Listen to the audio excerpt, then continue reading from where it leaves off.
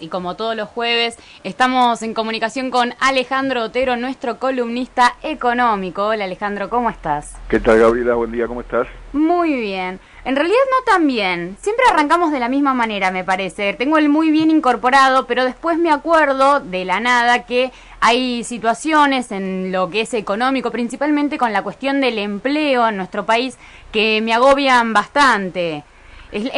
Yo creo que es la herencia decir que todo estaba dentro de todo muy bien, pero bueno, uno recapacita en estos momentos. Y la verdad que sí, por un lado porque en términos generales la economía hace tiempo que no da noticias para decir que estamos muy bien, ni siquiera para decir que estamos bien, ¿verdad? Y por otro lado, en lo que vos referís, que es el tema del empleo, y en estos momentos, en estas horas, hemos visto acontecimientos brutales en ese sentido, con las fuerzas de seguridad desalojando por la fuerza y con violencia a un grupo de trabajadores que resistían los despidos ahí en PepsiCo. Digo, el empleo es uno de los indicadores que peor noticia viene dando en los últimos tiempos, ¿no? Fíjate vos, qué interesante el comentario de uno de los economistas paradigmáticos del establishment, que es Miguel Ángel Broda. Hace unos días atrás, por ahí lo viste, en una conferencia dijo: este es un proceso de reactivación y crecimiento sin empleo. Lo dijo con la crudeza que lo caracteriza, y esto, si querés, lo analizamos un poco en retrospectiva, como cuando uno maneja con el auto, viste, y mira por el espejo retrovisor. Uno va hacia adelante, pero por el espejo retrovisor atiende a lo que está pasando atrás o lo que pasó atrás, porque puede influirle en su devenir. Y en este sentido lo digo porque la Argentina ya vivió en los 90 un proceso de crecimiento económico, con crecimiento del desempleo y con crecimiento del endeudamiento. Es decir, los primeros años de la convertibilidad, allá con Menem y Cavallo, una vez que se fija el tipo de cambio en el famoso 1 a 1, se produjo un impulso hacia el crecimiento de la actividad económica, movido fuertemente por la estabilidad de precios. La inflación cesó, se estabilizó, los precios dejaron de crecer, y eso apuntaló un proceso de inversión y crecimiento que fue muy particular y muy sesgado, muy en una dirección que no redundó en mayor empleo, porque mientras algunas actividades crecían, otras, las que generan empleo, que son las actividades industriales, se veían fuertemente golpeadas por el proceso de apertura económica. Es decir que, contrariando el sentido común y lo que muchas personas suelen pensar, que crecimiento económico y crecimiento del empleo van de la mano, porque a lo largo de la historia del capitalismo hubo muchos momentos donde esto fue así. En la actualidad, y desde que el neoliberalismo ha tomado el mando e influye fuertemente en la orientación de las políticas económicas, es posible que ocurran procesos donde la economía crece, pero el empleo no crece, y lo que es peor aún, decrece. Y esto entonces, insisto, nosotros lo hemos visto en los años 90, y son los propios economistas partidarios del gobierno que anuncian que este momento de la Argentina vuelve a tener esa característica. Claro, si la actividad que crece, para ponerlo en términos concretos, son las actividades agropecuarias vinculadas a la exportación, bueno, eso no genera empleo en la Argentina, ¿no? Eso tiene un altísimo grado de tecnificación, es una producción hoy muy sofisticada, que se da en el aprovechamiento de las grandes extensiones territoriales y en la productividad de la tierra, y que no requiere el esfuerzo, el trabajo humano para generar mayores o mejores volúmenes de producción. Quien genera trabajo, quien genera empleo, es la industria. Y la industria, como sabemos, no arranca, y lo que vimos ayer en las colas de los supermercados para aprovechar la oferta del Banco Provincia, indica que la gente está padeciendo, por un lado, porque el poder adquisitivo se deteriora como consecuencia de la inflación, pero por otro lado porque muchos directamente no es que no pueden llegar a fin de mes, sino que directamente no tienen ingresos para empezar el mes porque han perdido su trabajo, su changa o la fuente de ingresos que tenían en el marco de esta política recesiva que estamos viviendo. Así que, como bien decías, Gabriela, la economía no da buenas noticias, no hay motivos para decir que estamos muy bien, sino todo lo contrario, y en particular en cuanto al empleo, peor todavía. Y yo quiero en realidad poner en cuestionamiento y hacer como un poco más explícito el tema de los trabajadores de PepsiCo. Sabemos que son alrededor de 600 familias las que se perjudican por este cierre, las que, como decías vos, no van a tener ni siquiera para arrancar el mes después de este brutal desalojo, además totalmente repudiable, que encima entre las excusas se trataba de que podían generar incidentes ambientales, digamos, por las cosas que habían ahí adentro, tanques de aceite, de combustible que los trabajadores conocían, pero la policía no, y sin embargo tiró gases lacrimógenos y reprimió de la manera que reprimió, ¿no? Pero sacando un poco el tema de la represión, que no es algo de lo que no vayamos a hablar, sino que lo estuvimos hablando durante todo el programa, yo quiero poner en contexto esto, ¿no? Cierra una empresa, ¿no? Cierra una planta, la de Florida, de PepsiCo. Sí. Quieren incorporar 150 trabajadores en la planta de Mar del Plata, despidiendo 600 en una.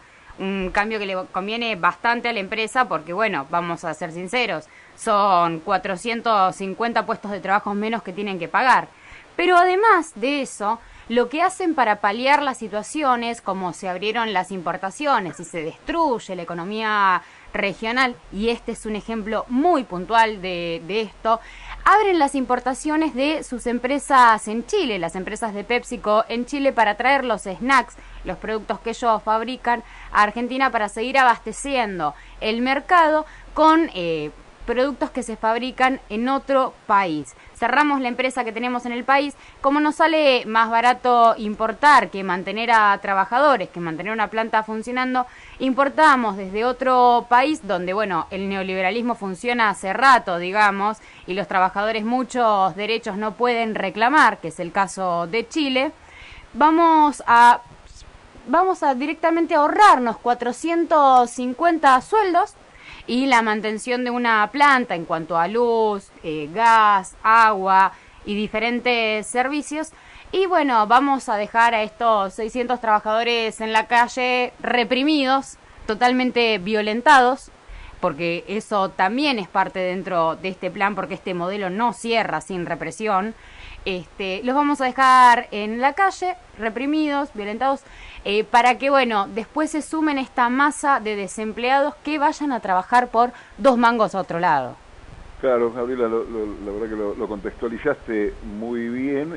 En todo caso, por ahí yo subrayaría lo siguiente: la lógica de las empresas hoy globalizadas, como es el caso de PepsiCo y tantas otras que operan a escala global, aprovechan en muchos sentidos esa escala internacional que tienen. ¿Qué quiero decir con escala internacional? Quiero decir que tienen plantas de producción en distintos lugares, justamente allí donde les conviene producir porque los costos son menores, y aprovechan otros espacios como mercados de consumo de los productos que generan allí donde obtienen costos más baratos. De esta manera, combinando una cosa y otra, incrementan los niveles de rentabilidad y por fin localizan esa rentabilidad allí donde los gravámenes, los tributos son nulos o muy laxos, ¿no? De manera que aprovechan esa escala global, como decíamos, en múltiples sentidos para mejorar su rentabilidad. Este es un problema severo que tiene el capitalismo realmente existente en la actualidad, muy distinto del que existía hace no tantos años atrás, que le genera dolores de cabeza no solo a los países como los nuestros, sino también incluso al primer mundo, y son motivo de debate sobre medidas que en otro momento hubieran sido impensadas y hoy están siendo vistas con simpatía y que ya comentaremos en otro momento. Pero volviendo a la cuestión, esta escala global, que insisto, le complica la vida a todos los estados nacionales, porque los estados nacionales por definición actúan a escala local, no puede asombrar a nadie, no puede asombrar a nadie. Es decir, esta es la lógica de hierro de las empresas, de los capitalistas, y se mueven de ese modo. Lo que sí sorprende, sabiendo todos que esto es así, y las consecuencias devastadoras que tiene para la calidad de vida, porque como estamos viendo, destruye empleo, destruye ingresos, destruye poder adquisitivo, destruye demanda, destruye mercados, es decir, destruye sociedades, es que el gobierno no haga nada y lo permita. Entonces, esto es lo que es realmente cuestionable en primer sentido, porque que las empresas se muevan de este modo, todos sabemos que eso va a ser así, las empresas no van a hacer beneficencia, no van a defender el empleo porque esto le conserve el nivel de vida a las familias o a las personas, no, las empresas se van a mover en función de su ley de hierro, que es la ley de la rentabilidad y la supervivencia empresarial. En todo caso, es el gobierno el que tiene que poner límites a esto, porque en una situación como la que hoy vive la Argentina, Gabriela, que tiene la peor combinación para los trabajadores y el empleo, que es, por un lado, una economía paralizada, con poca demanda, con poco poder adquisitivo, con poco mercado, lo cual hace que los niveles de producción tiendan a caer y, por ende, las horas trabajadas y el empleo tienda a disminuir, en la misma línea, en el mismo sentido que se disminuye el nivel de producción, porque, insisto, no hay capacidad de compra que pueda impulsar vigorosamente al mercado, la producción y el empleo. Entonces, una economía, por un lado, parada, recesiva o con un nivel de movimiento muy tímido, muy lento, y por otro lado la apertura económica que, como bien vos señalabas, hace que les permitan traer productos más baratos y presionando aún más a la reducción de la producción local, con las consecuencias que vemos en PepsiCo, pero que también son en muchas otras, se están dando en muchas otras empresas del país, y hasta ha inquietado a la sorprendentemente tímida CGT, que parece que va a empezar a discutir si en algún momento saca un documento crítico que anteceda a la discusión por la decisión de una medida de fuerza que tal vez llegue antes de que termine el gobierno. A ese paso, con todas las antesalas, digamos, yo calculo de que va a ser bastante después de las PASO el hecho de que sea publicado alguna medida por parte de la CGT, que recordemos tardó 1 año y pico en realizar el primer paro general. Efectivamente, Gabriela, porque, como decíamos, si las empresas obran de este modo, y insisto, no cabe esperar otra cosa, no se van a desenvolver de otra manera. Si las empresas obran de este modo y el gobierno no hace nada, la alternativa que queda es que los representantes de los trabajadores se movilicen en defensa de los intereses de los trabajadores, que son los intereses del pueblo en su conjunto, ¿verdad? Porque la preservación del empleo y los ingresos supone la preservación de la capacidad de compra y del mercado, y esto beneficia a todo el conjunto de la sociedad, no solo a los trabajadores.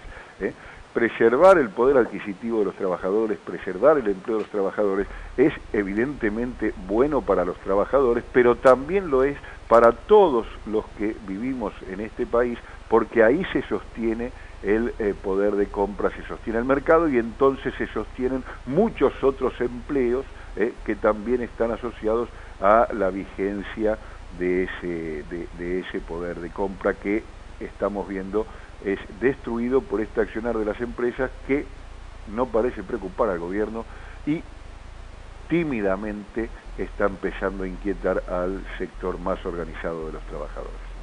Muchísimas gracias, Alejandro. Lamentablemente no tenemos muy buenas expectativas.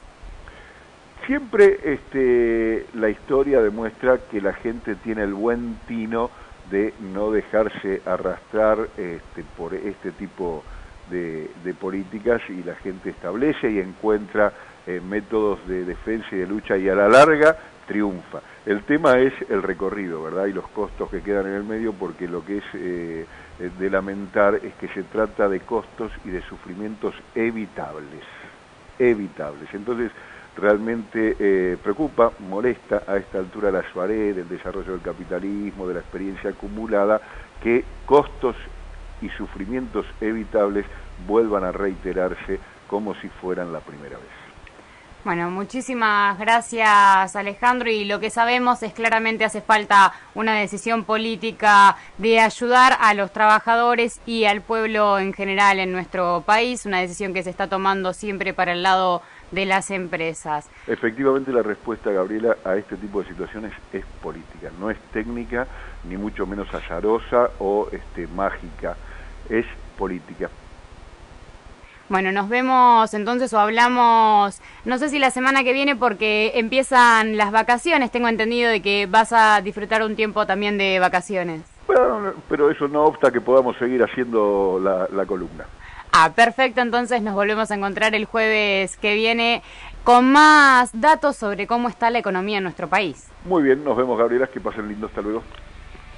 Recién estábamos en comunicación con Alejandro Otero, nuestro columnista económico, hablando un poco de la situación crítica que hay hoy en día para los trabajadores en nuestro país, que somos la mayoría de la población y lo que peligra hoy en día es el trabajo, que básicamente quiere decir que peligra la vida de los argentinos. Sin trabajo no hay comida.